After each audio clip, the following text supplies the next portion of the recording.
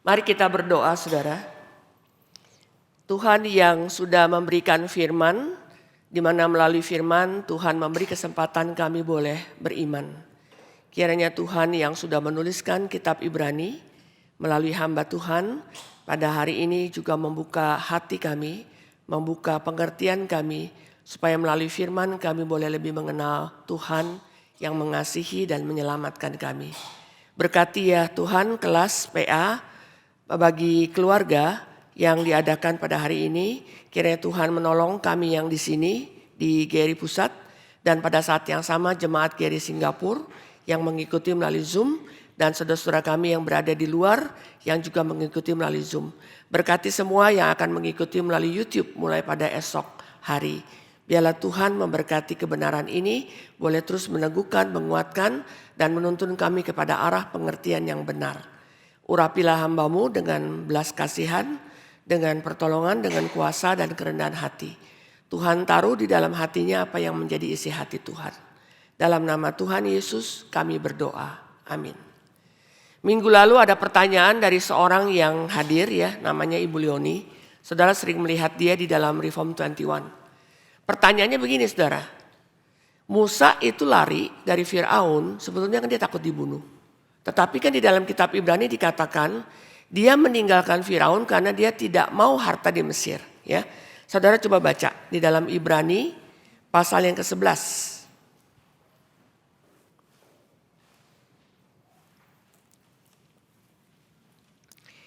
Ibrani 11 kita akan masuk dari ayat 23 sampai kepada 25. Ibrani 11 ayat 23 kita baca bersama-sama.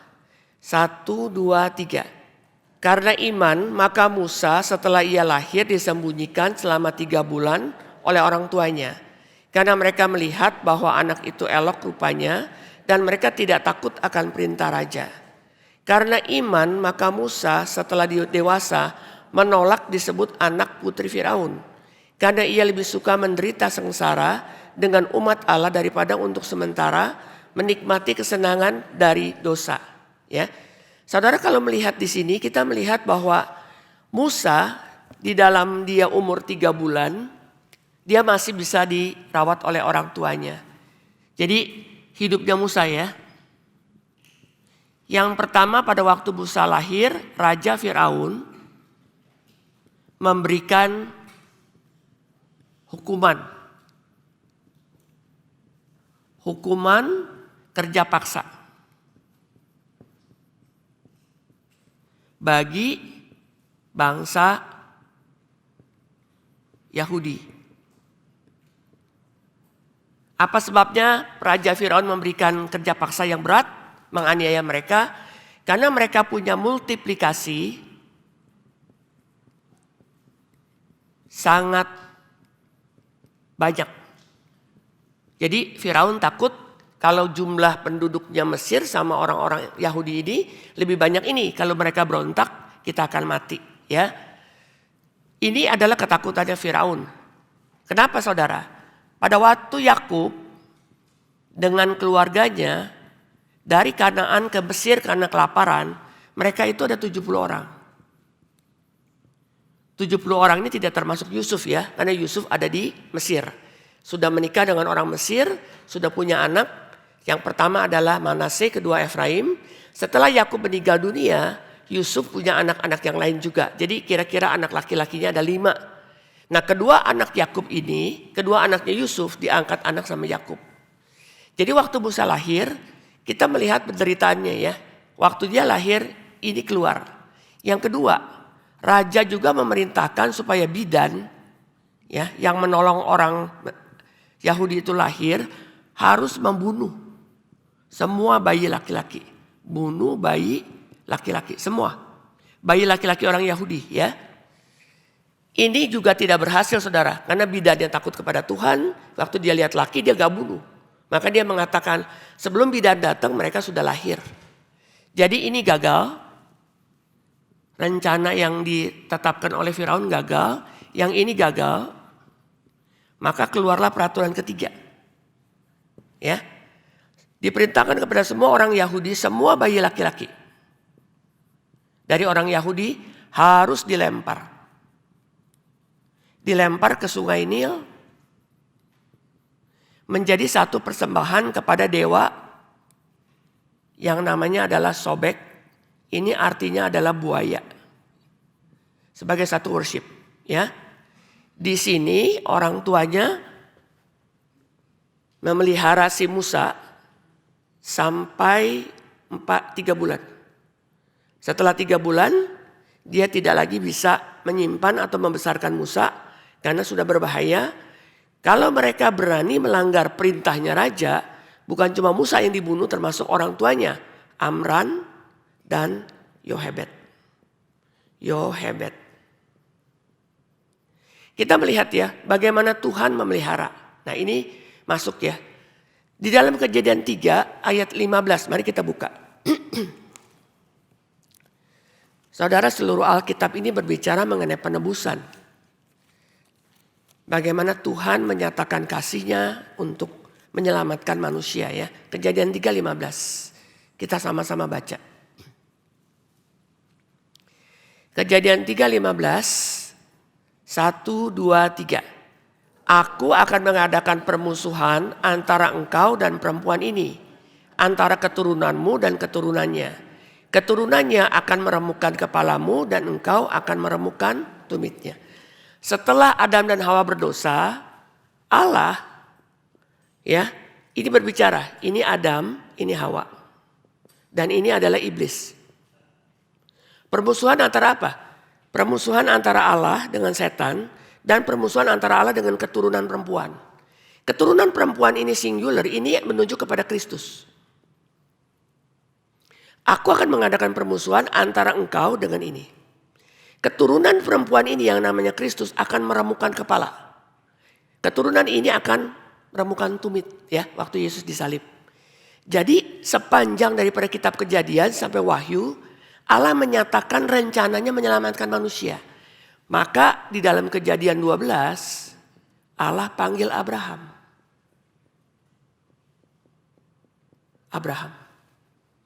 Waktu Allah panggil Abraham, dia katakan keluar daripada keluarganya, daripada masyarakat di mana dia berada, keluar daripada lingkungan dia, aku akan menunjukkan tempat, ya.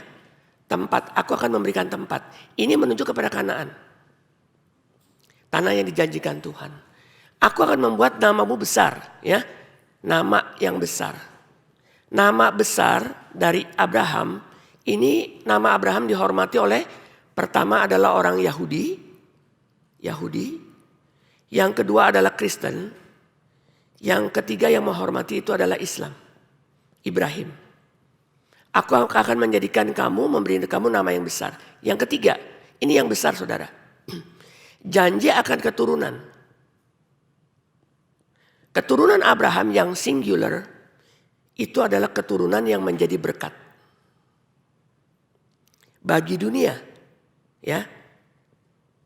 Ini adalah Kristus. Nah ini kesini saudara. Jadi ini dalam sejarah keselamatan Tuhan menyatakan cinta kasih-Nya. Baru kita bisa baca di dalam Yohanes 3:16. Karena begitu besar kasih Allah. Allah merencanakan itu di dalam kekekalan. Nah sepanjang perjalanan sejarah kita melihat tangan Tuhan. Ya ini. Sekarang kita masuk ke dalam keturunannya Abraham. Abraham bergumul waktu dia taat, Kejadian 12. Waktu Kejadian 15 ayat yang ke-6 dikatakan, lalu percayalah Abraham kepada Allah, percayanya itu diperhitungkan sebagai kebenaran. Ya. Lalu Abraham bilang begini, bagaimana aku bisa menjadi bangsa yang besar? Ya, nama besar, bangsa besar, keturunan.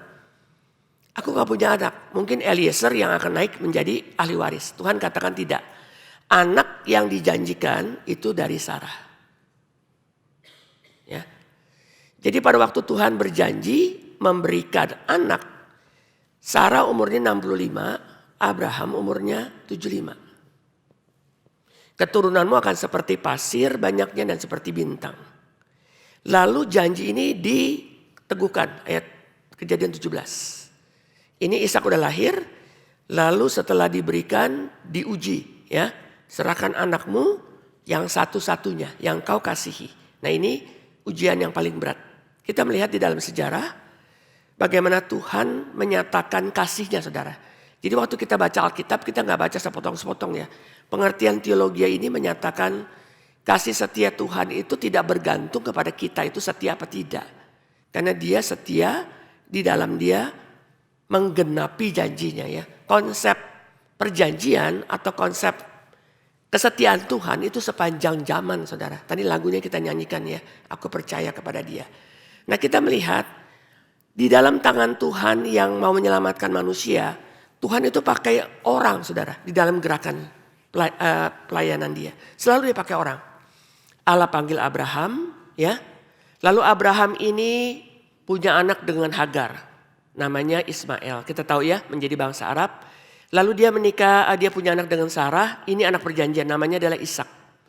Ishak ini yang akan menurunkan bangsa pilihan secara jasmani ya. Ini Ishak. Esau plus Yakub. Tuhan mengatakan, aku mengasihi Yakub, aku membenci Esau. Membenci Esau tidak berarti benci secara kebencian seperti kita benci ya, tapi artinya loveless, ya, loveless.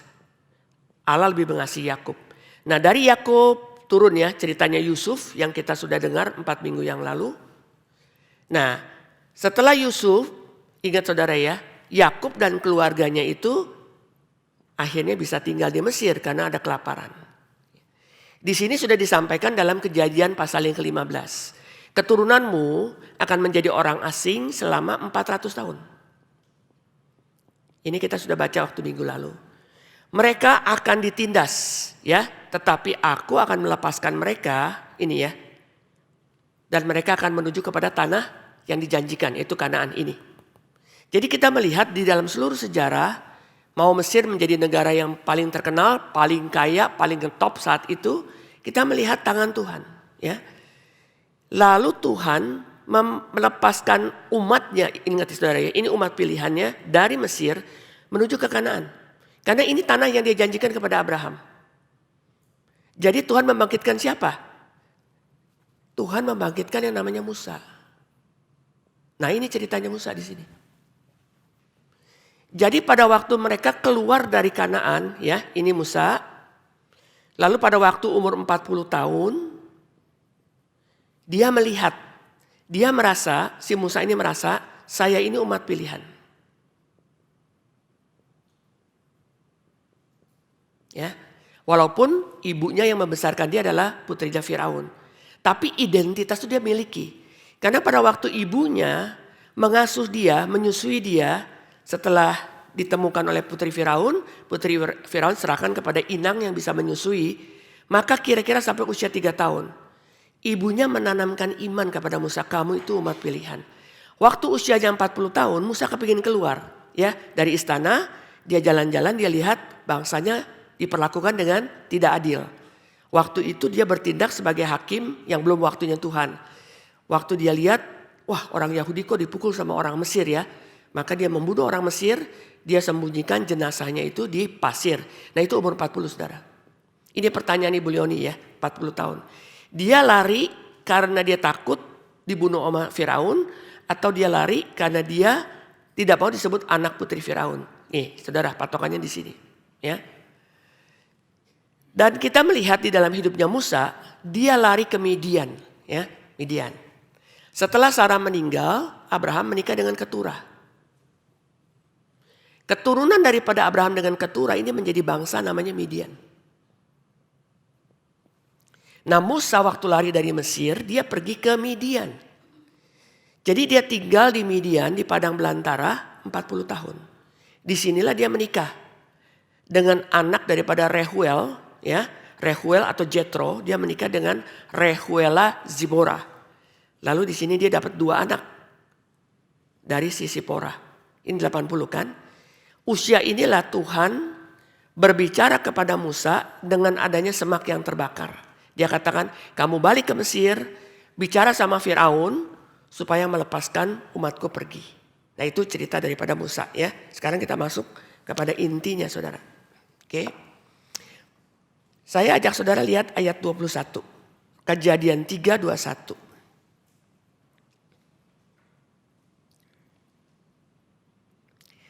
Kejadian 3 ayat 21 kita baca sama-sama. 1, 2, 3. Dan Tuhan Allah membuat pakaian dari kulit binatang untuk manusia dan untuk istrinya itu.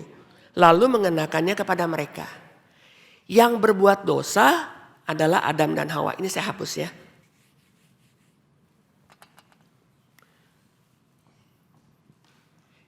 Di dalam hidup Adam dan Hawa yang sudah berdosa kepada Allah. Lihat ya, berdosa kepada Allah. Ini menjadi satu pengertian yang waktu kita baca Alkitab kita mesti memahami hal ini. Upah dosa adalah apa? Maut kan.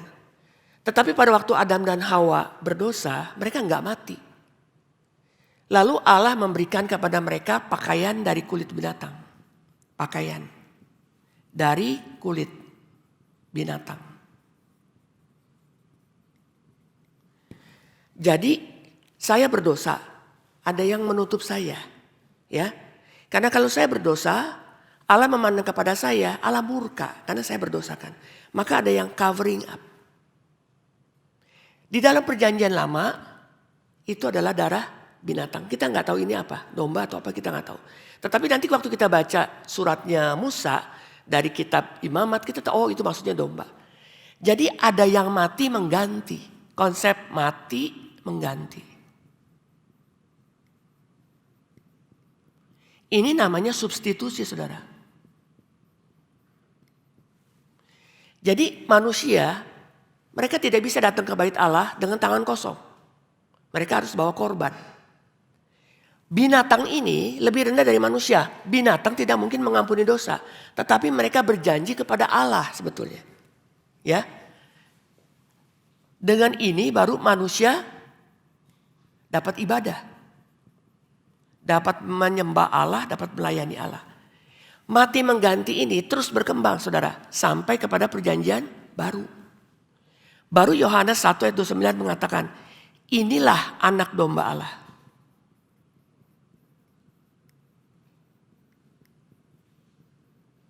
Jadi konsep ini berkembang saudara. Selama perjanjian lama. Saudara dan sekarang sama saya kan gak pernah kita pergi ke gereja bawa kambing kan. Iya kan? Karena Kristus sudah menggenapi. Saya yang berdosa, yang mati bagi saya itu Tuhan Yesus. Jadi saudara, pada waktu Yesus berada di kayu salib, Allah Bapa itu murka. Maka Yesus mengatakan apa? Eli, Eli lama sabahtani. Allahku, Allahku mengapa engkau meninggalkan aku? Allah pribadi kedua dengan Allah pribadi pertama dan pribadi ketiga itu satu esensi.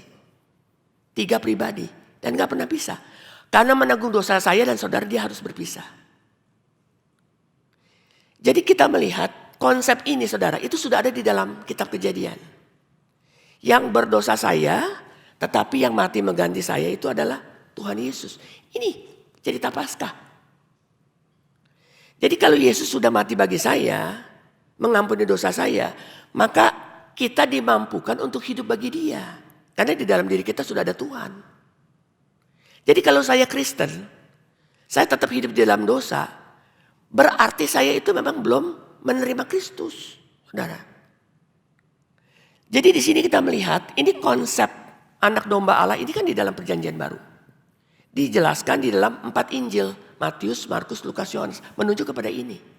Jadi waktu saudara dengar ya cerita Abraham, cerita Musa, ini menunjuknya ke sini saudara semuanya. Jadi waktu saudara membaca Alkitab, saudara tahu ini benang merahnya ke sini. Jadi di sini dikatakan begini, saya mati, upah dosa adalah maut. Coba saudara baca. Upah dosa adalah maut, saudara baca Kejadian 2. Mari kita baca. Kejadian 2 ayat 16 dan 17. Kejadian 2 ayat 16 dan 17. Ya. 16, 1, 2, 3.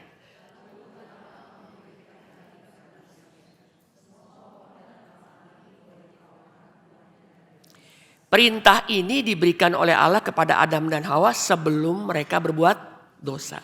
Jadi mereka punya pengertian akan Tuhan itu masih bagus. Jadi gak ada yang salah paham, salah ngerti, salah dengar gitu ya. Banyak kita kan masalahnya gitu. Salah paham, salah ngerti. Tuhan Allah memberi perintah kepada manusia, semua pohon dalam taman ini boleh dimakan. Saudara baca di dalam Kejadian pasal kedua ayat 16 sampai 17. Allah memberi perintah kepada manusia, ya, Adam dan Hawa. Di dalam perintah itu Allah memberikan kebebasan. Lihat ya. Kebebasan itu adalah sifat yang Allah beri kepada saudara dan saya. Kalau saya melakukan kebebasan yang jadi kebablasan, itu kegagalan total. Tapi manusia tidak diberi kebebasan karena manusia adalah ciptaan Tuhan, saudara. Ini menjadi penyebab manusia jatuh dalam dosa sampai pada hari ini. Sekarang saudara baca ayat 17. 2, 3.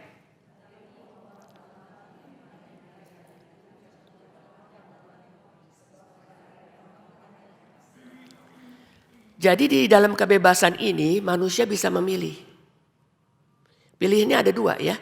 Karena ada pohon pengetahuan. Pohon pengetahuan ini bukan pohon stroberi saudara ya. Atau pohon apel, bukan. Pengetahuan. Oke. Pengetahuan itu baik dan jahat. Ini bicara apa? Moral. Setiap kita diciptakan sebagai makhluk yang bermoral. Agama menekankan moral. Kamu boleh makan semua buah yang ada di dalam Taman Eden. Kecuali yang ini. Berarti kebebasan yang Tuhan berikan kepada kita, kebebasan semau-maunya atau kebebasan terbatas? Terbatas. Ini ada limitasi. Kamu boleh makan semua tetapi ada satu, jangan dimakan. Ya, yang jangan dimakan ini. Yang boleh dimakan semua. Yang gak boleh cuma satu. Oke. Ada limitasi. Setelah ada limitasi ada apa? Coba baca ayat ke-17. Ulangi saudara, 2, 3.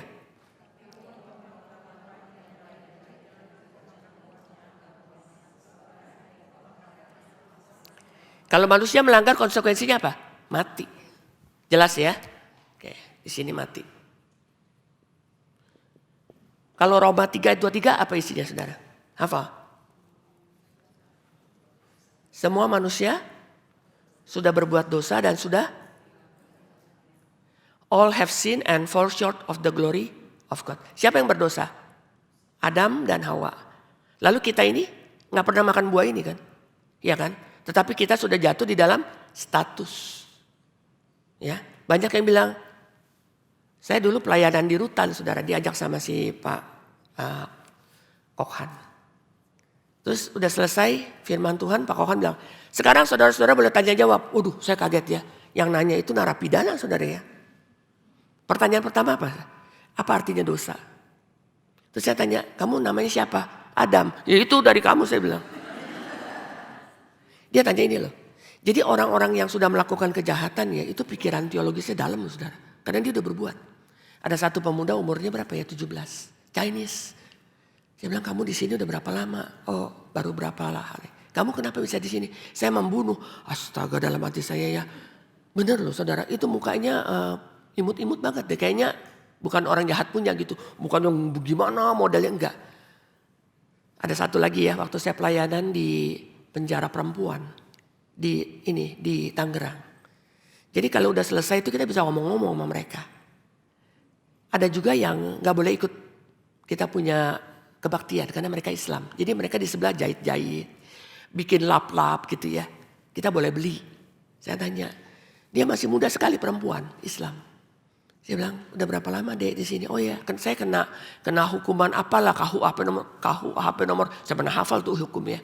Saya bilang, apa yang kau lakukan? Aku membunuh suamiku. Astaga. Orangnya itu sangat ayu sekali gitu ya, lemah lembut. Gak model kayak kita begini garang gitu ya. Lembut sekali ya. Dalam hati saya kok bisa ya. Terus saya tanya, kenapa?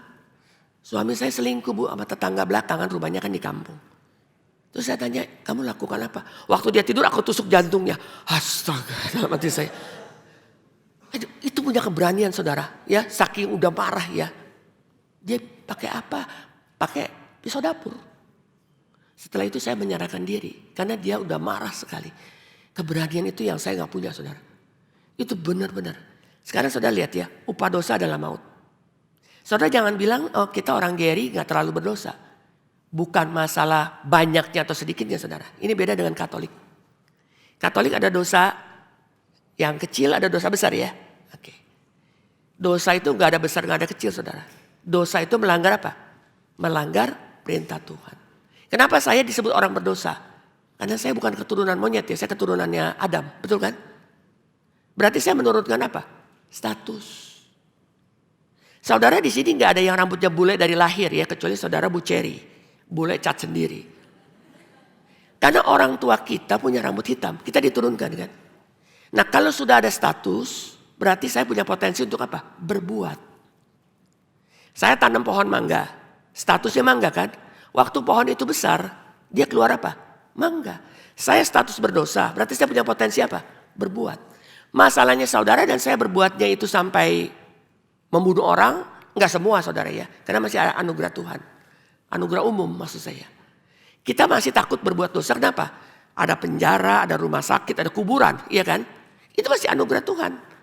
Anugerah umum. Kalau anugerah Tuhan dicabut, kita semua bisa lebih garang saudara di yang lain. Jadi dosa itu bukan besar atau kecilnya. Nah di sini dikatakan begini. Waktu kamu makan berarti kamu sudah menggunakan kebebasan dengan salah kan? Dan kamu melanggar. Kamu makan, lihat ya. Saat itu kamu mati. Adam dan Hawa tidak mati secara fisik. Tapi dia mati secara apa? Rohani. Banyak orang ini gak sadar. Saya dan saudara punya hidup berapa? Kita punya hidup fisik. Jantungnya bekerja, napasnya bisa mengambil oksigen. Saudara tidak sadar bahwa kita dicipta sebagai peta teladan Allah. Kita punya hidup apa? Rohani. Ini hidup rohani kita ini bukan dari bapak mama kita. Ini dari Tuhan. Ya, kalau jasmani kita sementara 100 tahun lah. Musa 120 tahun. Tetapi hidup rohani kita karena dari Tuhan, bukan dari kakek kita. Karena Tuhan itu kekal ya. Dia kasih kita kekekalan. Yang ketiga, kematian apa? Kematian kekal. Ingat saudara ya, kita punya kehidupan jasmani. Kita punya kehidupan rohani. Dan kita punya kehidupan kekal. Jadi waktu manusia itu berbuat dosa, yang hilang yang mana? Jasmani masih ada. Rohani mati. Kekekalan udah bukan menuju kepada Tuhan, menuju kepada apa? Neraka. Sekali lagi saudara ya. Ini kalau saudara paham, saudara gak bakal jadi orang Kristen itu sembarangan. Ini adalah perintah yang Tuhan beri kepada Adam dan Hawa sebelum berdosa. Jadi mungkin Adam salah dengar, enggak. Pertama adalah perintah kepada manusia. Di dalam perintah itu Tuhan memberi kebebasan. Ya. Jadi kebebasan ini disalahgunakan. Digunakan untuk apa? Taat Tuhan atau melawan Tuhan? Melawan Tuhan kan akibatnya ini. Maka upah dosa adalah siapa yang harus menerima kematian kekal? Semua manusia. Kematian kekal saudara ya. Ini. Nah tidak ada agama bisa melepaskan kita dari kematian yang kekal. Agama hanya berbicara di dalam baik dan jahat, moral. Maka kita melihat ya, Kristus. Yang mati mengganti saudara dan saya. Ini menjadi sesuatu yang berita yang penting dan hanya ada pada orang Kristen, Alkitab. Kenapa kita memberitakan ini? Kita memberitakan dia. Manusia tidak bisa diselamatkan dengan perbuatan yang baik, walaupun bisa berbuat baik. Tetapi di dalam status yang sudah berdosa. Ya. Saya kalau bicara sama anak-anak SMA saya suka tanya, kamu lebih suka naik motor atau jalan kaki kalau ke sekolah? Naik motor bu. Kenapa? Cepat. Ya, jalan kaki lama. Saya tanya, mau gak kamu naik motor gak ada rem? Ya gak mau, lebih cepat ke kuburan kan. Saya bilang kebebasan kamu di tangan siapa? You have the freedom, karena you manusia. Kalau kebebasan yang ada pada kita tidak di tangan Tuhan, kita menjadi orang yang sangat puas. Kebebasan menjadi kebablasan. Ya. Saudara lihat dunia sekarang.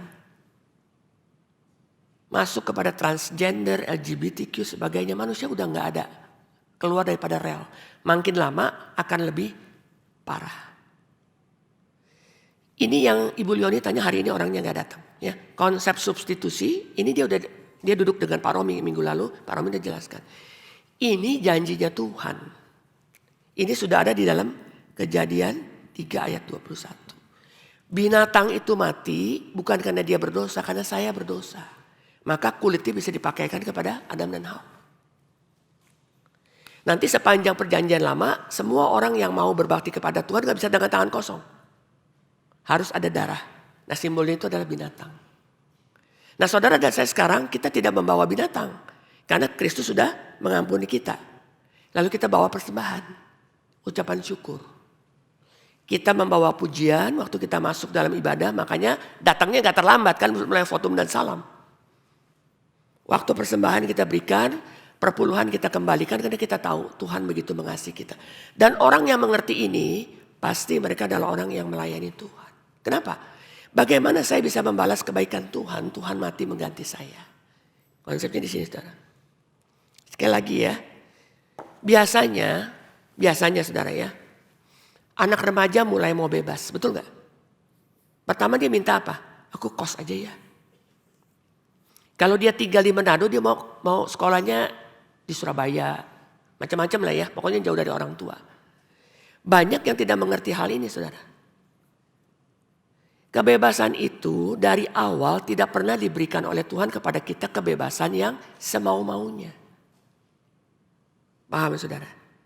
Kenapa Tuhan katakan kamu boleh makan buah, semuanya boleh dimakan kecuali. Jadi ada pagernya. Kalau saudara dan saya punya anak yang masih kecil ya, toddler ya.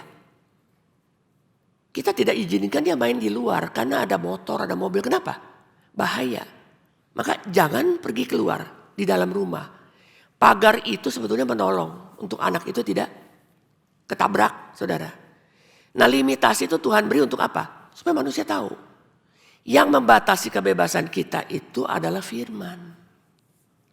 Nah ini kembali ya kepada kita masing-masing. Kita sadar gak akan hal ini? Apakah kita sebagai orang Kristen, kita sendiri menyadari kebenaran firman dan pentingnya firman untuk menuntun hidup saudara dan saya. Jadi firman ini sangat penting saudara. Sebab apa? Kalau Musa umur 40, dia akan enak-enak di istana kan. Ya, nah sekarang saya kasih tahu. Kenikmatannya Musa kalau dia mau hidup hore-hore ya. Pertama Musa itu umurnya 40, masih muda kan. Yang disebut mulai pemuda dan masuk usia dewasa 18 sampai 35. Ya. 18 sampai 23 masuk usia kuliah. Fresh graduate, bisa kerja. Setelah itu setelah kerja mereka menikah. Sampai usia 40 udah masuk kepada young adult. Jadi 18 sampai 35 itu young adult. Setelah 36 sampai 50 itu senior adult, ya, orang dewasa yang udah cukup senior. Baru setelah itu masuk ke dalam usia yang lebih lanjut. Nah, saudara, kita melihat waktu Musa ada di Mesir, dia nggak perlu tahu orang-orang Yahudi diapain dong, dia makanannya enak. Anak putri Firaun, cucunya Firaun berarti dia kan. Lalu yang ketiga dia sudah belajar seluruh pengetahuan Mesir. Jadi dia bukan cuma lulus satu jurusan, bukan cuma misalnya jurusan komputer, dia belajar seluruh pengetahuannya Mesir, ya. Dan dia itu kan tampan. Jadi waktu putri Firaun lihat anak ini, wah hatinya tersentuh. Jadi dia ini mau hidup yang nggak karuan, itu potensinya banyak. Biasa kan orang kaya kan nggak pernah tahu hal ini kan, nggak pernah memikirkan orang lain susah kayak bagaimana. Kenapa dia ada? Jadi kalau kita ya nggak pernah mengerti pergumulan orang, saudara agak susah untuk berbicara menghibur orang yang susah. Kenapa? Karena nggak akan menyentuh hatinya, kamu nggak pernah susah. Kalau kita mempunyai makanan yang berkelebihan, kita nggak pernah mengerti orang tuh kalau nggak makan seperti apa, karena nggak pernah. Maka mahasiswa STTRI saudara ya itu diharuskan. Diharuskan apa? Untuk melayani KKR regional. Ada orang-orang yang sekolah tuh nggak pernah penginjilan di KKR regional. Baru mereka, karena harus ya, mereka terjun. Baru mereka tahu. Nah ini satu kesaksian yang saya berikan. Ini pemuda ini pinter sekali. Filsafatnya pinter, kerjaannya juga bagus. Suatu hari dia terpanggil melayani Tuhan. Dia bilang begini. Saya kalau melihat ya anak-anak remaja di gereja GRII gak dengerin hamba Tuhan khotbah, berarti hamba Tuhan jelek. Khotbahnya gak menarik. Tapi dia gak pernah pelayanan kepada remaja, ya. Oke. Ini pikiran dia. Satu hari dia diharuskan sama Pak Ben mesti ke KKR ya. Anak di desa mana lah kita gak tahu. Bagaimana menyampaikan firman dia juga kagak tahu. Ya, otaknya pintar tapi dia nggak tahu. Istilahnya dia dibimbing lah sama mahasiswa senior yang dari desa. Lalu dia menyampaikan firman. Itu anak main-main HP di desa loh. Dia bilang, saya baru sadar ya ternyata melayani Tuhan itu susah.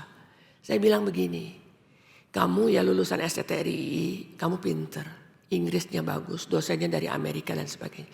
Kalau kamu khotbah dari head to head, itu gak menyentuh hati.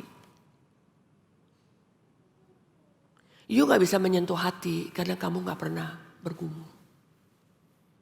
Makanya saya katakan harus terjun ke bawah untuk mengerti pergumulan orang.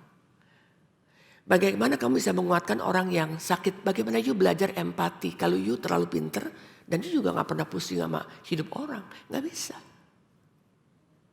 Kalau dari head to head, ya kembalinya nyantolnya di kepala. Ya mereka senang kenapa khotbahnya bagus. Terus perubahan apa yang ada pada orang yang mendengar? Kagak ada.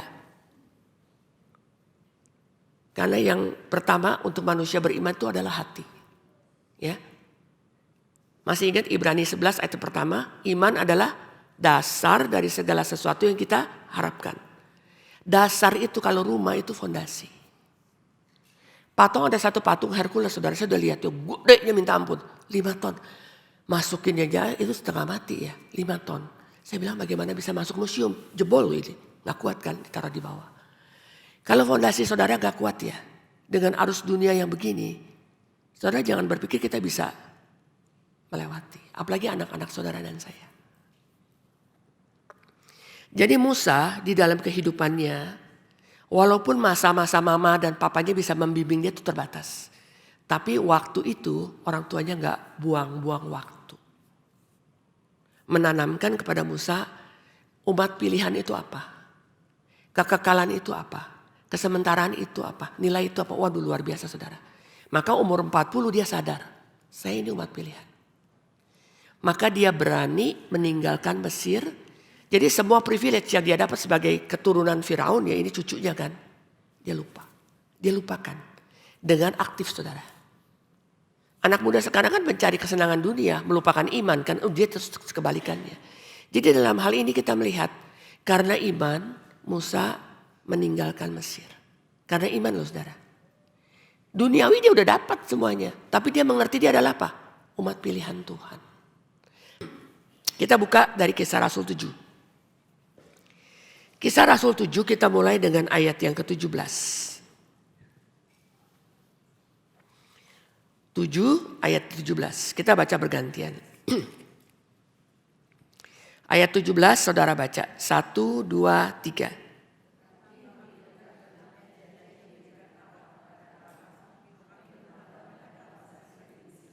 Berapa tahun Tuhan berjanji kepada Abraham umatmu akan dibawa keluar. Mereka di Mesir berapa tahun? 400 tahun. Tuhan lupa gak sama janjinya? Enggak. Wah Israel berdoa. Tuhan tuh gak lupa. Jadi waktu Tuhan melawat Israel, Tuhan suruh Musa pergi untuk melepaskan bangsanya. Biarkanlah umatku pergi untuk beribadahkan. Itu Tuhan gak lupa. Dia katakan apa? Aku mengingat janjiku kepada nenek moyangmu. Abraham, Ishak dan Yakub. God is faithful ya. Kita kalau dalam keadaan susah kita mengatakan apa? Mungkin Tuhan lupa sama saya. Tuhan gak pernah. Waktu Tuhan mau menghukum orang Sodom dan Gomora. Dikatakan begini. Perlukah aku memberitahu kepada Abraham bahwa aku akan menghukum? Lalu dia bicara, Abraham aku akan menghukum Sodom dan Gomora. Tuhan kalau ada 50 orang benar, apakah engkau akan menghukum orang benar bersama orang fasik? Tidak. Kalau 40 terus, terakhir berapa? 10.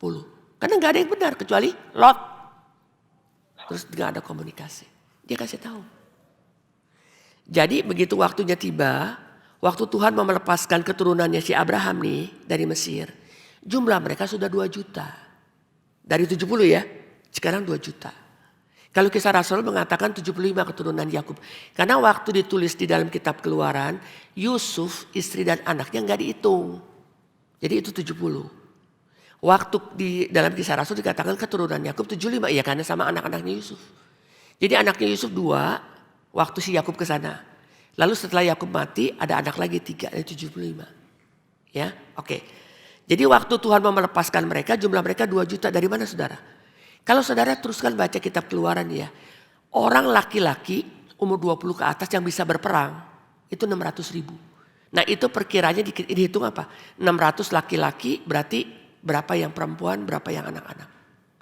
Karena 600.000 yang keluar dari Mesir yang bisa berperang, maksudnya melawan Filistin, Midian segala macam gitu.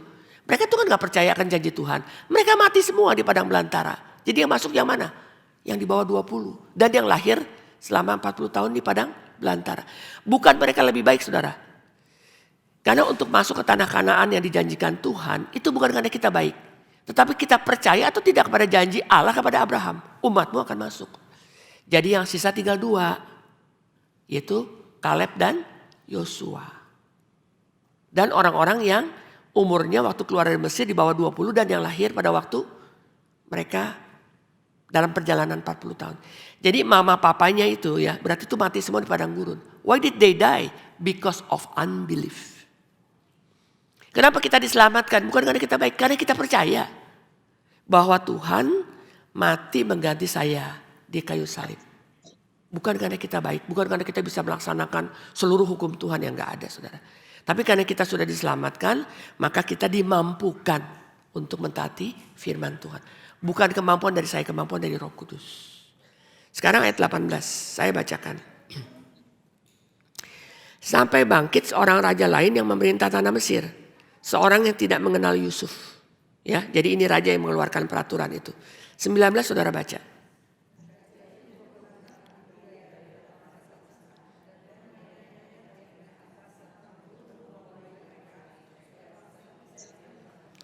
Jadi tujuannya Firaun memberikan kerja keras ya, bikin batu bata. Membentuk kota Ramses dan Pitom, itu satu kota untuk menampung makanan saudara. Dekat sungai Nil. Ya. Dan itu dibangun dengan batu bata. Di mana dapat batu bata kan perlu ada tanah lempung ya. Tanahnya nyari sendiri bata. Pokoknya kuotanya hari ini mesti dipenuhi. Tujuannya apa? Supaya mereka jangan beranak banyak. Karena mereka udah banyak banget di tanah Goshen. Ini rajanya ketakutan. Dari pertama kerja paksa dengan pukulan. Kalau nggak mencapai target. Yang kedua bidan disuruh membunuh anak laki-laki orang Ibrani. Yang ketiga kadang gak berhasil pertama kedua yang ketiga. Begitu lahir kamu harus lempar ke sungai Nil. Kalau ketahuan ada yang nangis. Kamu orang tua dan bayi itu kita akan bunuh. Jadi banyak mata-mata. Ya, kemana? Ke segala perumahan. Teruskan ayat 20 saudara baca.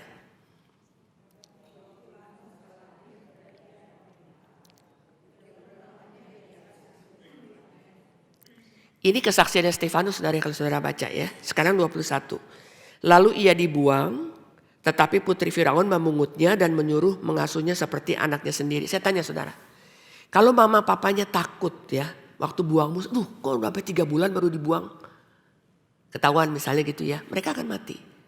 Maka lebih gampang bagi mereka kalau buang bayi itu tengah malam, iya kan? Atau maghrib udah gelap, atau subuh-subuh gitu ya gak kelihatan. Itu enggak loh. Mereka buang sebelum anak putri Firaun mandi. Jadi bukannya gelap-gelap banget saudara. Jadi mereka takut kepada perintah raja tapi mereka beriman. Maksudnya di sini apa saudara? Kita pasti ada ketakutan ya. Kita takut banjir, kita takut nanti Indonesia di bawah Prabowo nanti bagaimana gitu ya. Ada ketakutan. Tetapi iman itu mengalahkan ketakutan.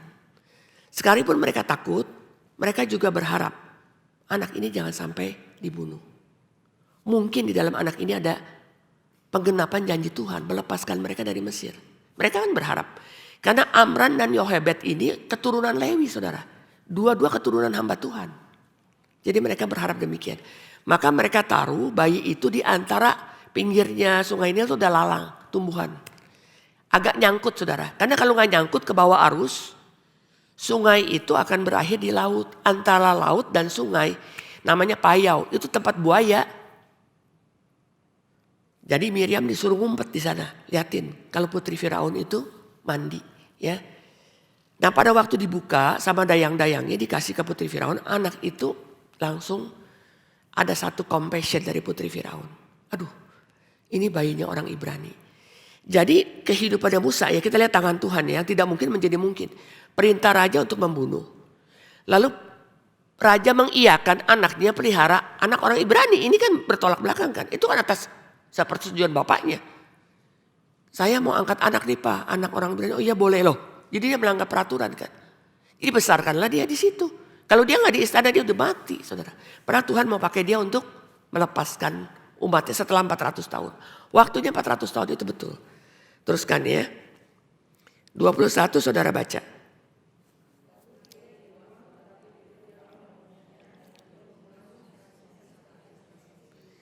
Jadi dia dibuang dan diambil oleh putri Firaun, diadopsi ya. Dan Musa dididik dalam segala hikmat orang Mesir dan ia berkuasa dalam perkataan dan perbuatannya. Saudara ingat ini ya. Ini umurnya 40. Sudah cukup matang, sudah masuk kepada adult. Bukan cuma young people, ini sudah adult. Jadi waktu dia meninggalkan Mesir, meninggalkan istana, meninggalkan kedudukan dia, itu by faith. Artinya apa? Dia memilih menderita. Ini aktif. Ya, kalau saya menderita rumah saya banjir, itu saya pasif. Kalau saya menderita saya kena COVID, itu pasif karena COVIDnya aktif. Tapi Musa menderita itu sesuatu yang aktif. Artinya apa? Dia memang cari sendiri. Sebab dia melihat apa? Dia melihat rela menderita bagi Kristus itu satu kemuliaan yang besar dibandingkan dengan harta Mesir. Jadi dia tahu apa saudara? Dia tahu konsep nilai. Nah saya tanya, kapan kita dan anak-anak kita menentukan konsep nilai? Itu waktu anak-anak kita masih kecil. Nanti besar saya akan melayani Tuhan. Itu mereka tetapkan dari kecil. Ada anak-anak yang waktu kecil sekolah minggu dengan baik, begitu remaja meninggalkan Tuhan. Begitu pemuda sudah lupa Tuhan. Ya, begitu menikah sudah lupa Tuhan. Kapan mereka ingat Tuhan? Nanti kalau udah lansia. Penetapan ya, yang kita pikir menjadi sesuatu ketetapan. Yang kita tetapkan akan kita jalani. Jadi sangat bahaya jikalau kita menetapkan segala sesuatu tanpa dasar firman Tuhan. Saya kasih contoh ya. Kami dari GRI Singapura pernah KKR regional di kota Duri. Duri itu adalah kota 2 jam dari Pekanbaru. Di tempat-tempat di Sumatera di mana banyak istilahnya perkebunan sawit, itu banyak orang Batak. Ya, Pekanbaru itu daerah hijau Islam. Karena banyak orang-orang Batak, banyak di antara mereka itu ke sekolah-sekolah sebagai guru, saudara, guru agama. Dan banyak anak-anak Batak tetap belajar agama Kristen. Ya. Nah satu guru cerita begini, saya guru agama, anak saya sekolah sampai SMA di Duri, kota Duri ya, 2 jam dari Pekanbaru. Setelah dia lulus SMA dia ambil komputer saudara. Setelah selesai sekolah komputer, tiap bulan dia kirimin mamanya uang banyak sekali. Mamanya tanya, nak di mana kau ini kerja? Mama ndak usah tahu lah katanya. Ini orang Batak. Terus dikirimin ya. Mamanya bukan senang karena duitnya, tapi dia mau tahu ini anak ngapain gitu kan. Ditanya terus sampai bosan anak itu. Mama ndak usah tahu lah. Aku ini bandar judi online. Pinter kan komputer kan. Mamanya bilang, mulai bulan ini ndak usah kau kirim nak. Mulai bulan ini ndak usah kau kirim kepada mama. Mamanya sedih sekali. Mamanya guru agama. Ya, bagaimana saudara gak sedih kalau anak kecil sekolah minggu baik-baik. Cinta Tuhan, BCN angkat tangan terima Tuhan. Waktu remaja udah gak tahu kemana. Bagaimana dia menetapkan apa? Arahnya. Kita ya, kalau gak punya fondasi yang kuat, kita juga gak lebih bagus daripada anak itu. Ada seorang pemuda, pinter, sudah S1 kerja, tapi temennya kerja di Kamboja gajinya gede. Dia berhenti saudara dari perusahaan itu, dia pergi ke Kamboja. Padahal bosnya bilang, kamu tahu gak, kamu direkrut itu nanti mengerjakan pekerjaan-pekerjaan judi online. Dia gak peduli karena gajinya gede. Kita gak bisa mengatur ya, anak kita, cucu kita mau arahnya kemana. Termasuk saudara dan saya. Ibrani 11 itu mengatakan begini, iman itu dasar. Kalau dasar itu tidak kuat, arus dunia ini kencang saudara. Pasti ke bawah. Orang yang jago berenang, juara olimpiade dalam berenang, itu gak bisa berenang melawan tsunami. Karena dia punya ombak itu ya, bisa bounce back, langsung begini. Gak bisa saudara. Tidak ada bangunan di Aceh yang sekuat masjid Serambi Mekah. Semuanya ke bawah. Jadi kalau saudara dan saya nggak menyadari ya, berapa pentingnya firman Tuhan. Firman Tuhan itu menjadi fondasi iman. Iman adalah dasar dari segala sesuatu yang kita harapkan. Bukti dari segala sesuatu yang tidak kita lihat. Saudara masih terpelihara di dalam lingkungan Gary firmannya apa. Tapi kalau firman Tuhan yang kita dengar itu salah-salah. Tapi kita menikmati pujiannya. Fondasi seperti apa yang ada pada saudara dan anak-anak kita. Ada satu pengurus di Jambi ya. Dia bilang gini, Bu, saya nggak bisa bayangin loh di Jambi ya. Kalau kita nggak ada MRII. Kalau Pak Romi nggak ada beban untuk memulai. Anak cucu saya mau ibadah di mana? Ada orang berpikir begitu. Ada satu restoran di Jambi, bagus sekali saudara. Keren banget. Bu ini yang punya ini punya sekolah. Sekolah apalah ya. Ini bangunan Bu ya. Untuk restoran nih ya, restoran doang. 25 miliar. Terus dalam hati saya bilang, aduh kalau ini buat persembahan janji imannya bangun GRI Jambi. Ini udah bisa jadi satu gedung buat semua manusia yang bisa kebaktian. Orangnya Kristen tapi gak jelas lah Kristen di mana ya. Saya suka bilang, aduh sayang ya ini kalau ini. Dia bilang gini, saya betul-betul bersyukur di Jambi ini ada MRI. Di mana anak cucu saya akan ibadah kalau tidak ada tempat berbakti dan tidak ada firman. Jadi yang saudara dengar ya dari medsos, yang anak-anak saudara dengar, apa yang dipelajari itu akan menentukan arah. Apa yang Musa dapat dari mama papanya? Iman, identitas. Beda kekal dengan sementara. Beda yang utama dan yang tidak utama. Maka waktu dia mengambil keputusan, dia bukan gak ada prinsip, dia sudah ada arah. Waktu pendeta Romi masih umur 10, temenin mamanya itu doa. Ya, mereka ada Beatstone. Beatstone itu doa yang dalam beberapa hari. Kan dari gereja Pentakosta. Waktu suatu hari ada sekolah Injil liburan. Dia dengar firman Tuhan pakai flashcard gambar. Di situ dia mengatakan begini, Mam, nanti kalau aku besar aku menjadi hamba Tuhan. Mamanya bilang jangan, hamba Tuhan gak ada duit kan. Orang tua di Asia itu sangat tidak setuju anaknya jadi hamba Tuhan karena miskin. Ya. Termasuk orang GRI saudara. Nanti kamu makan apa? Makan apa? Bayangin aja. Makanan segitu banyaknya. Kan relatif kita makan apa ya? Ubi juga makanan ya kan. Enggak mesti yang makan bebek setiap hari yang makan ubi lebih sehat yang makan bebek. Enggak kan. Kolesterol mah iya dia. Iya kan. Jadi banyak yang begitu saudara. Jadi pada waktu dia memutuskan umur 10 tahun. Mamanya bilang gini, kamu ngapain jadi hamba Tuhan? Kerja aja di bank kan banyak duit gitu ya. Tapi dia tetap kepada panggilan. Ya. Maksud saya begini saudara. Anak-anak itu menetapkan arah itu dari kecil. Maka sangat penting ini speak yang Pak Tong sampaikan. Oke, saya cerita ya. Hari Selasa kami, maksudnya Pak Romi, saya dan beberapa tim humas ketemu dengan Direktur Nasional LPMI, Lembaga Pelayanan Mahasiswa Indonesia. Wah, tim humasnya lengkap. Ada ketua nasional, ada ketua yayasan LPMI, banyak lah ya. Sampai itu ruangan segede gitu penuh sama kita-kita saudara. Lalu Pak Romi bilang, silakan Bapak sharing. Ketua yayasan dulu yang kita kenal. Ini ketua nasionalnya ini baru diangkat. Saya gak kenal dia, saya kenalnya yang ini. Dia bilang gini, saya itu kenal Pak Romi Ibu Maria udah berapa puluh tahun. Ini acara Stephen Tong KKR apa. Kami jam 2 pagi masih di jalan, tempel poster di mana maksudnya dulu. Jadi saya tahu apa yang dilakukan oleh STEMI. Oke. Jadi begini ya Bapak Ibu ya.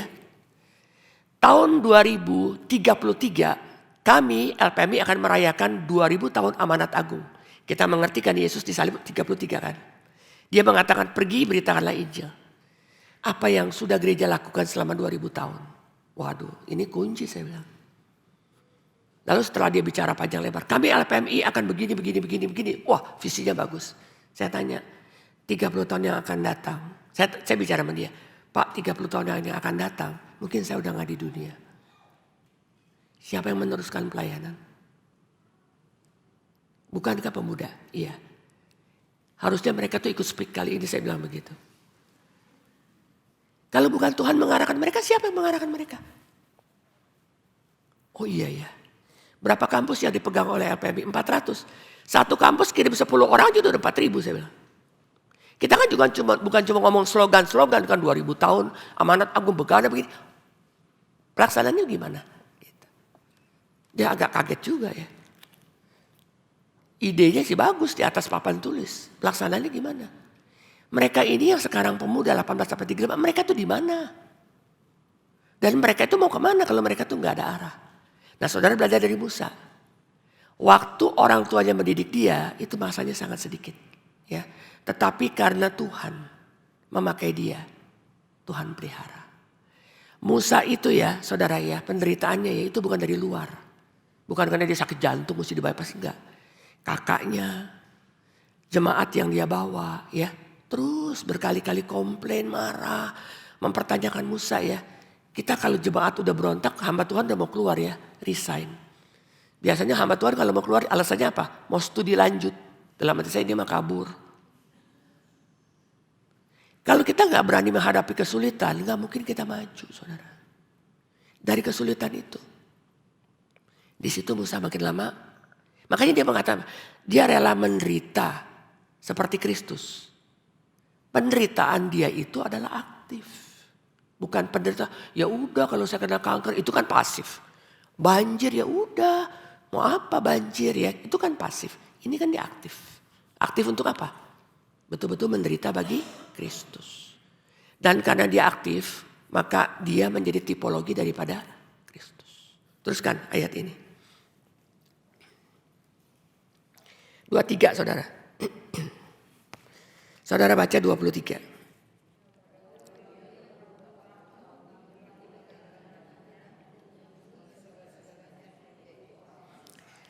Jadi dia tahu identitas dia adalah umat pilihan. Dia hidupnya bagaimana? Nikmat. Menikmati seluruh 40 tahun loh saudara menikmati. Jangan bilang, wih seminggu di hotel bintang 5 nih di Bali gitu ya. Wah fase 40 tahun saudara. 40 tahun gak usah bikirin tabungan dan sebagai kepintaran sekolah. Nah kita sekarang sekolah mau sekolah di luar negeri mikirin beasiswa dapat apa kagak. Dia udah sekolah di sana untuk anak raja. Special school loh untuk royal children. Kayak kerajaan Inggris, anak-anaknya sekolah khusus saudara. Gurunya khusus. Apa yang dia gak ada? Ya, dia punya semua. Nih ingat ya 40 tahun. Jadi udah apa? Masuk kepada young adult. Udah dewasa, udah matang. Bukannya kayak anak remaja. Oh saya mau jadi dokter, besok mau jadi pilot. Nanti lusa lagi mau jadi tukang masak. Nanti end up-nya setelah lulus buka toko kopi. Iya kan? Kenapa mereka yang sekolah di luar negeri bolak-balik bukanya barista? Saya bingung, susah-susah sekolah, mahal-mahal, bolak-balik buka toko kopi.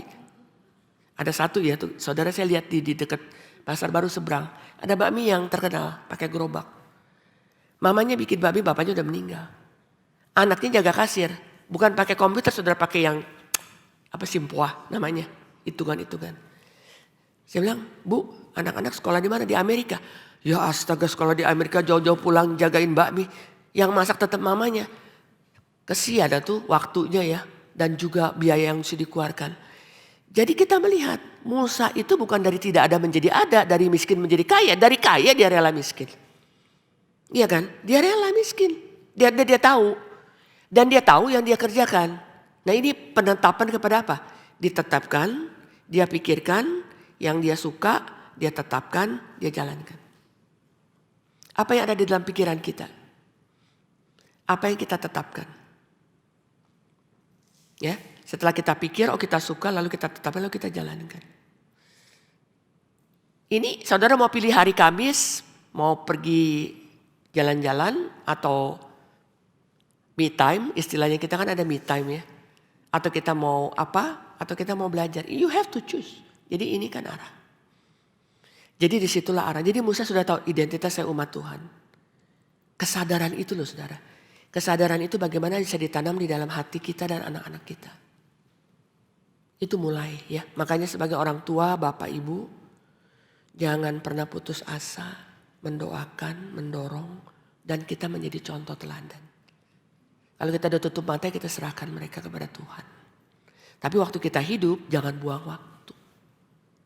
Jangan putus asa juga. 24. Ketika itu ia melihat seorang dianiaya oleh seorang Mesir lalu ia menolong dan membela orang itu dengan membunuh orang Mesir itu. Karena dia sadar identitas dia adalah orang pilihan. Jadi dia lihat ada orang Mesir membunuh, berkelahi dengan orang Israel. Dan orang Israel dia ini langsung bangkit saudara. Rasa kebangsaannya dia ya, entah 40 tahun saudara. Semua filsafat Mesir kan dia udah istilahnya udah mendarah daging. 25 saudara baca.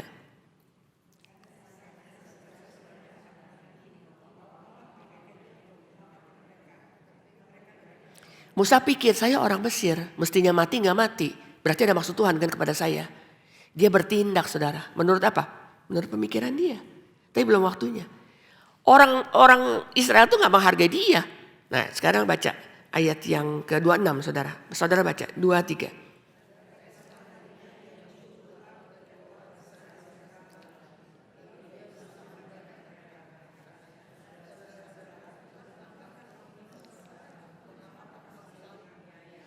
Tetapi orang yang berbuat salah kepada temannya itu menolak Musa dan berkata, siapakah yang mengangkat engkau menjadi pemimpin dan hakim atas kami? Kapan Tuhan memimpin Musa menjadi hakim atas Israel? 40 tahun kemudian. Jadi dia mikir, semua bayi waktu saya lahir mesti mati. Saya kok hidup? Ya, banyak orang yang karena COVID mati, kok gue masih hidup? Saudara pikir gak? Bukan cuma saudara dan saya hidup, ada yang umur 30 tahun juga meninggal. Pemuda, laki-laki, sehat, olahraga, bagus. Loh kita kok masih hidup ya. Ada juga yang gak pernah kena COVID, mujizat juga kan. Ada juga yang kena tapi tetap hidup. Ada yang kena besoknya udah gak ada. Loh kita kan bingung. Kita pernah tanya gak, kenapa Tuhan masih kasih saya hidup? 2025, maksudnya apa? Nah Musa tuh tanya. Tetapi waktu dia bertindak, belum waktu. Karena setelah dia umur 80, waktu dia mengembalakan kambing domba di Midian, kan istrinya orang Midian. Dia katakan, Musa lepaskan kasutmu, tanah yang kau berdiri itu suci. Dia dengar suara Tuhan. Ada waktu Tuhan. Dan Tuhan itu melatih Musa, itu bukan 3 tahun di STTRI saudara. 40 tahun di mana? Padang gurun Midian. Bagaimana sih susahnya orang kalau kita gak pernah turun, kita gak tahu. Saudara gak pernah melayani firman Tuhan, saudara gak tahu bagaimana menyiapkan firman Tuhan begitu susah. Udah menyiapkan firman Tuhan, anak-anak yang dengar main-main HP. Dulu kita pikir, pendetanya jelek lah pada main-main HP ya. Begitu dia yang sampaikan main HP juga berarti gue juga gak bagus. Sampai saudara terjun ya baru saudara tahu. Ya jangan sampai kita udah kehilangan ya momen itu. Kita baru sadar ya mami udah gak ada. Dulu waktu ada lu kagak ada waktu. Setelah gak ada kita kehilangan. Waktu itu saudara di dalamnya tuh banyak kesempatan dan bijaksana. Demikian juga kesehatan kita saudara. Saudara jangan kelihatan seger-seger ya. Banyak yang gak tahu bond density-nya bagaimana. Walaupun kita hari ini kita pilate, besok kita gym, ini apa. Tiba-tiba kita berdiri jatuh. Ternyata apa? Bond density-nya rapuh. Saudara tahu apa setelah jatuh? Ya udah, that's it. Mau ke gym, patah semua saudara. Iya kan? Saudara pasti gak tahu. Kalau gak periksa bond density setiap tahun, saudara gak tahu. Pikir kita, ya nantilah kalau sempat ya. Waktu itu gak putar balik. Ya, ini kebebasan saya belum jelasin secara tuntas, nantilah kapan-kapan. Ya, saudara catat aja. Oke, saya kasih catatan nih. Supaya jangan pulang dengan tangan kosong. Catat ya. Pertama, hati-hati menetapkan nilai dan arah hidup.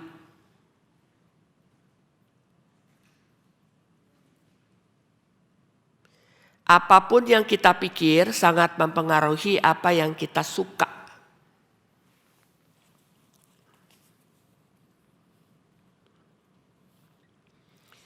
Apa yang kita suka berpengaruh pada apa yang kita tetapkan.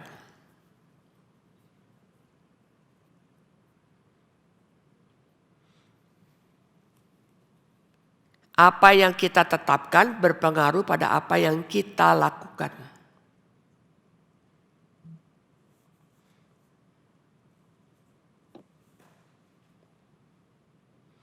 Inilah hal yang harus kita waspada. Contoh ya, gak usah dicatat contohnya. Berapa banyak dari orang Indonesia suka drama Korea. Akhirnya saudara tergugah untuk operasi di Korea. Terus hasil operasinya semua sama. Maksudnya wajah-wajahnya mirip-mirip semua gitu ya. Ingat sekali lagi ya, yang kita pikir ini mempengaruhi apa yang kita suka. Yang kita suka akan mempengaruhi apa yang kita tetapkan. Yang kita tetapkan akan mempengaruhi apa yang kita lakukan. Kalau sudah sampai melakukan, nanti jadi kebiasaan. Jadi habit, jadi karakter.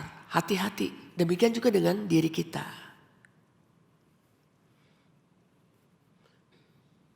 Yang kita tonton di Netflix ya, yang kita baca di medsos ya, kita suka kebablasan kan. Saudara lihat, ini zaman sekarang sangat susah saudara, karena ini sudah mendunia. Saudara iseng-iseng lihat porno, nanti jadi kebiasaan. Dan nanti kalian akan lakukan. Ini semua dari pikiran. Sekarang catat yang berikutnya ya. Peranan firman Tuhan itu sangat penting dalam membentuk pikiran kita.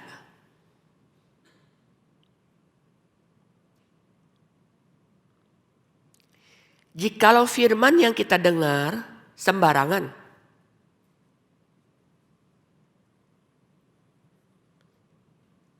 maka pikiran kita jadi kacau. Saya sering dengar nih ya di Singapura, saudara Gary, Singapura. Patung kan ke Singapura dulu tiap minggu, sekarang 2 minggu sekali. Kalau orang baru diajak dengar Patong nggak mudeng, saudara, nggak nangkep. Susah ya, khotbahnya nggak ngerti. Saya bilang kalau kamu mau belajar mesti bersedia dengar, karena konsep pikirannya dalam. Ada transkrip gitu ya. Mereka nggak tahan tuh kalau 2-3 kali mereka give up. Udah gitu marah-marah katanya. Patong suka marah-marah di Gary Pusat, tapi kalau mereka dengar di Singapura Patong baik. Saya bilang Patong lihat anak muda dia senang, lihat di pusat. Kagak berubah-berubah gitu ya, orangnya udah lansia pula gitu ya. Jadi Patong gergetan kayaknya gitu ya. Kalau lihat anak-anak dia senang. Lain lu kalau Patong khotbah di Singapura baik. Betul gak Ibu Melanie? Ya itu. Jadi satu hari Patong. Kamu yang orang kaya begini, Patong kalau ngomong orang kaya kan keras ya. Suatu hari orang kaya di Singapura. Bicara bukan Ibu Melanie, ada. Patong, kenapa Patong suka tegur orang kaya? Terus Patong tanya dia. You merasa you kaya? Iya. Langsung Patong bilang, kamu harus hati-hati didik anak-anak. Karena kamu kaya. Dia berani saudara, benar-benar berani. Dia udah telinganya sakit tegur-tegur orang kaya terus kan. Ya kalau yang gak kaya sih gak apa-apa, yang gak tersinggung. Yang kaya tersinggung. Ya kan. Patong kenapa suka tegur-tegur orang kaya? Terus dia ngomong berdua sama Patong, bukan di umum. You merasa you kaya? Iya. Saya dengar gitu dia cerita, saya ketawa geli. Saya bilang berani you bilang gitu. Iya. Emang orangnya berani saudara. Ya. Berani nanya aja dia berani, saya gak bakal berani nanya. Oke teruskan. Jika pikiran kita tidak dibentuk atas dasar firman Tuhan yang sejati,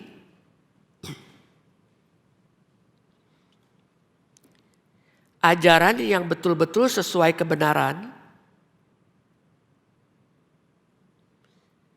maka pemikiran kita akan diselewengkan.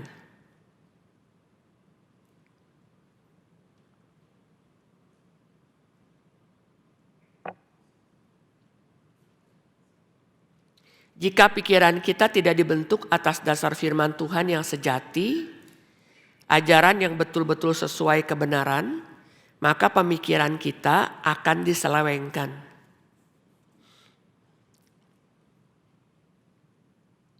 Jika pikiran kita tidak beres, akibatnya emosi, kemauan, kelakuan, kebiasaan, semuanya akan roboh.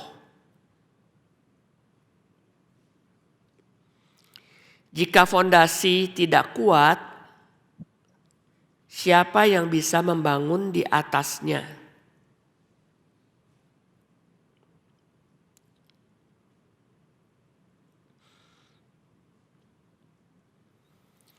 Jika pikiran kita tidak beres, akibatnya emosi, kemauan, kelakuan, kebiasaan semua akan roboh. Jika fondasi tidak kuat, siapa yang bisa bangun di atasnya? Contoh saudara ya, ini contoh karena saya lihat Sig Hercules itu dari marmer patung 5 ton. Kalau bangunan ini fondasinya gak kuat saudara, itu bisa geblebes. Ya, Sekarang iman kita, iman kan foundation. Faith is the foundation of the things that we hope for. Ibrani 11 ayat 1. Lah fondasi iman kita bagaimana? Kita beriman karena dengar firman. Lalu iman kita bertumbuh karena kita mendengar firman. Ya. Jadi firman itu penting. Setelah saya dengar, saya ngerti, saya juga mentaati, maka hidup saya makin lama makin punya fondasi. Itu gak bisa dengan ya dengar khotbah patong ya setahun sekali lagi ya. Gak bakalan saudara.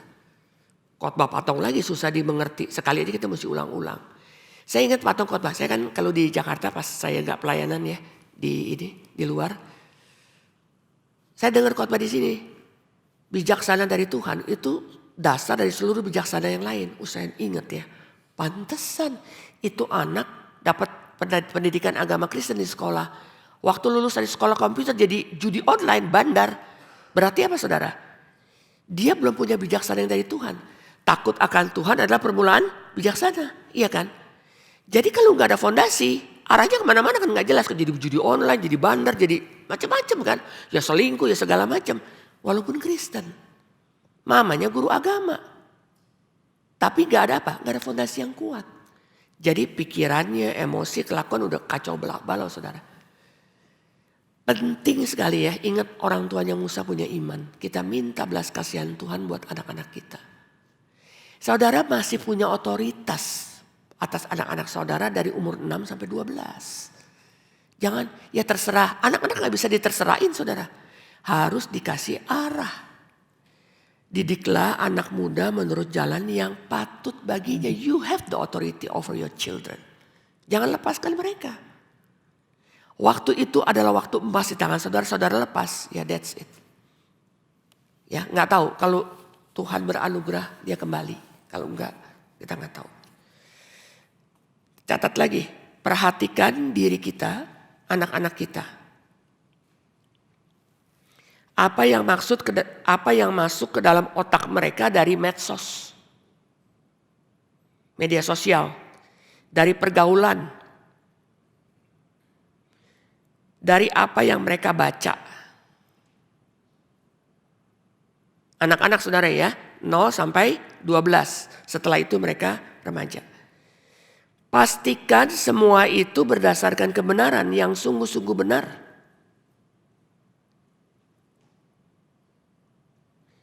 Menjadi fondasi yang memastikan seluruh bangunan di atasnya benar.